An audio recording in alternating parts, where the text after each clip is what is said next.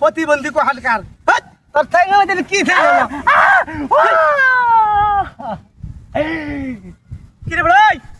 এটা কি বাবা ঠ্যাঙ্গা উঠ উঠ উঠ হত বাস হইতেছস তুতা মুতা যে বাট পারি শুরু হইছে না বুতা হরিয়া আমার কাছে তুতা হরিয়াম পথ বাস হইতেছস ফাজিল হইতেছস করে ভাড়া লজরি হরিয়া হাত উঠে